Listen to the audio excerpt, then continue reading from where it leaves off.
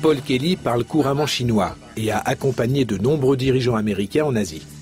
Son sixième sens marche dans tous les pays du monde, sans jamais lui faire défaut. Aujourd'hui, Paul Kelly enseigne la méthode Ekman à des policiers. Sa force est de voir ce que les autres tentent de dissimuler. Quand ils se mettent à rire à un moment inopportun, les Chinois se cachent la bouche. La politesse leur dicte de dissimuler leur hilarité. Tout le monde cache ses sentiments. Bien souvent, seuls des virtuoses comme Paul Kelly s'en rendent compte. Kelly est un surdoué, même s'il refuse de nous dire son QI. C'est Paul Ekman qui l'a aidé à comprendre ce qu'il voyait et que les autres ne voyaient pas.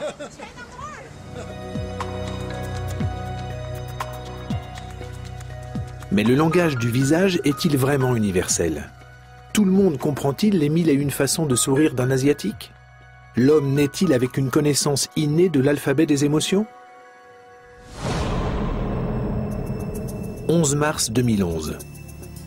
Une terrible catastrophe frappe le Japon. Les images de l'accident nucléaire de Fukushima suscitent l'effroi et l'indignation dans le monde entier.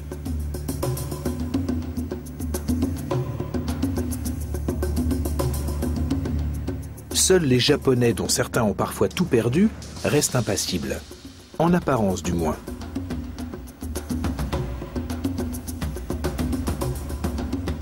Mais leur visage exprime-t-il vraiment le calme? Les démonstrations excessives sont déplacées au Japon. Il est d'usage de garder un visage égal en toutes circonstances.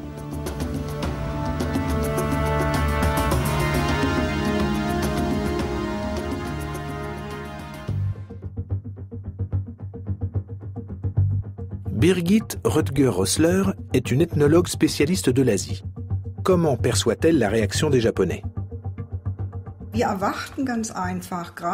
Quand on interroge des gens devant les ruines de leur maison, qui ont perdu des proches et restent sous la menace d'une centrale atomique qu'on ne contrôle plus, on s'attend à une forte réaction émotionnelle de leur part. On s'attend à ce qu'ils pleurent, qu'ils crient, qu'ils perdent contenance ou qu'ils n'arrivent plus à parler. Or, les Japonais parlent calmement, parfois même avec un sourire, de leur maison détruite ou de leurs enfants morts. C'est très difficile à comprendre pour nous.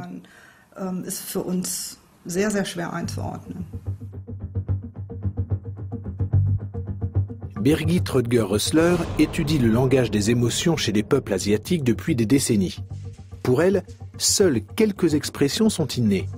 Elles correspondent à des émotions vitales comme la peur, le dégoût, la curiosité, le plaisir ou le stress.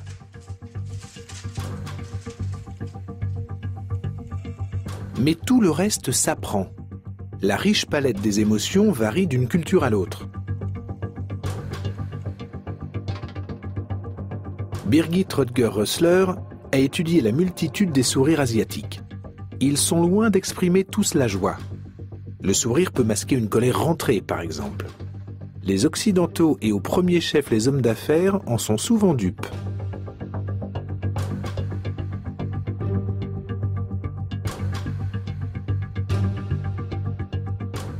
Alors, à quoi reconnaître la joie?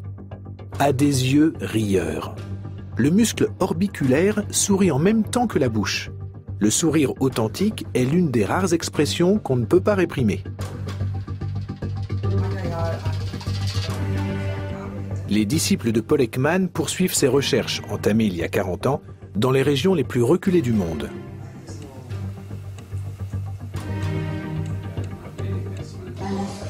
Chez les Minangkabau, une peuplade d'Indonésie, la honte est un sentiment bienséant, notamment quand on reçoit un cadeau.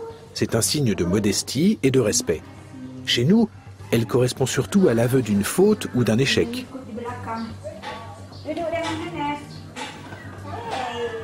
Un enfant Minangkabau qui ne montre pas de honte est humilié et raillé par les adultes jusqu'à ce qu'il fasse profil bas.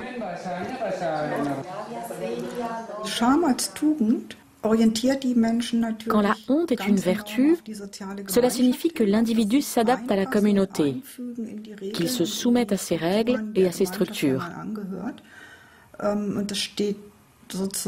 C'est un modèle de société diamétralement opposé au nôtre, dans lequel l'individu conquiert sa place en jouant des coudes et en faisant fi des sentiments des autres.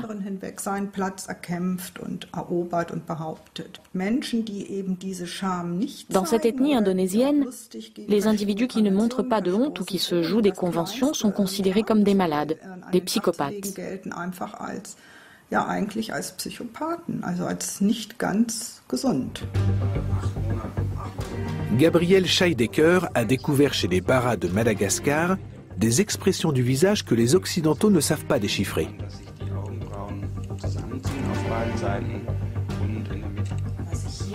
Les chercheurs s'interrogent. Que signifie cette bouche en cœur, par exemple? Est-ce une mine boudeuse? Non. C'est un signe de colère. Les Baras possèdent toute une palette de nuances pour exprimer cette émotion.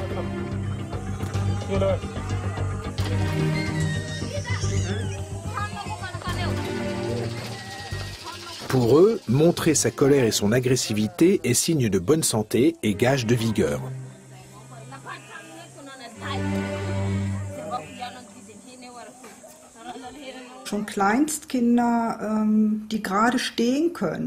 Les parents organisent de petits combats dès le plus jeune âge, avec des enfants qui savent à peine tenir debout.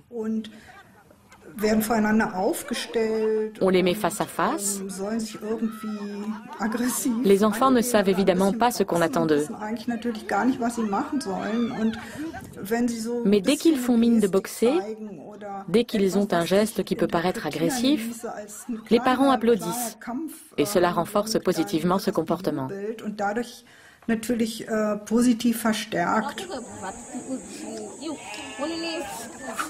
Encore plus étonnant, les bébés Baras ne sourient pas avant l'âge d'1 an.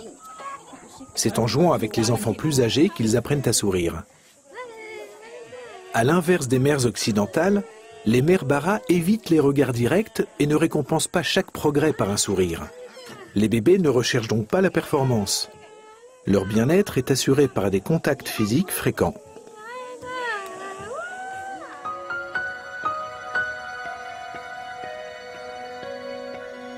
Le premier sourire d'un enfant est un grand moment de joie pour les parents occidentaux. Mais à quel âge parvient-on à maîtriser tout le répertoire des émotions ?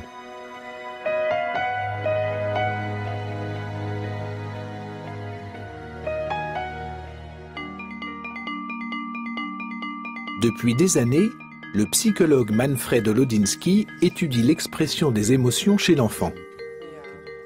C'est à l'école qu'on apprend à utiliser les mimiques ainsi qu'à dissimuler ses sentiments.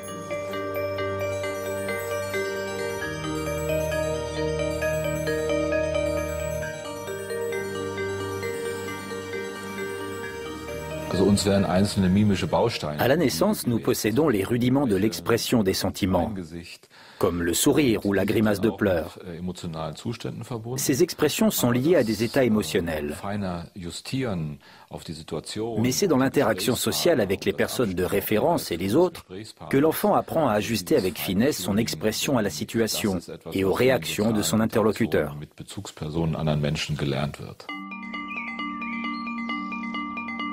Exemple avec Lou et son frère Max. Vont-ils réussir à simuler la joie?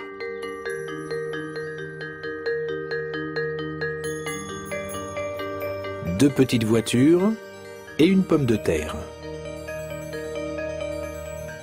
Max, 4 ans, ne sait pas quelle boîte contient quoi.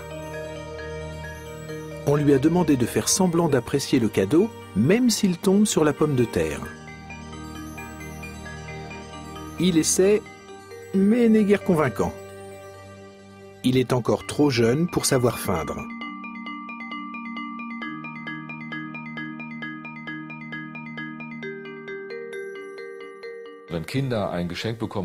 Quand les enfants reçoivent un cadeau qui ne leur plaît pas, ils expriment tout de suite leur déception. Souvent, les parents disent alors « Mais si, regarde !» et il souligne l'intention positive de celui qui a offert le cadeau. Il montre qu'on peut réagir à cette intention, remercier et accepter le cadeau avec joie. Mais la leçon est dure à apprendre, parce qu'elle suppose de surmonter sa déception.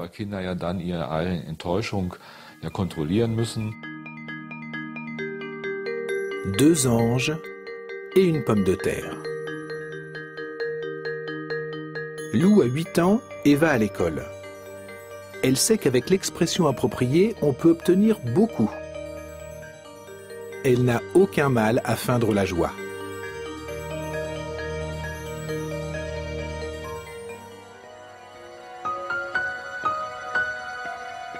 Pour que les enfants puissent maîtriser leurs émotions et les dissimuler, ils doivent s'entraîner.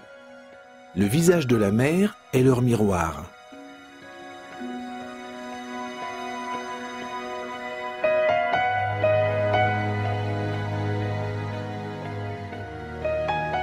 Ils apprennent peu à peu à se mettre à la place d'autrui et à interpréter inconsciemment le langage du visage.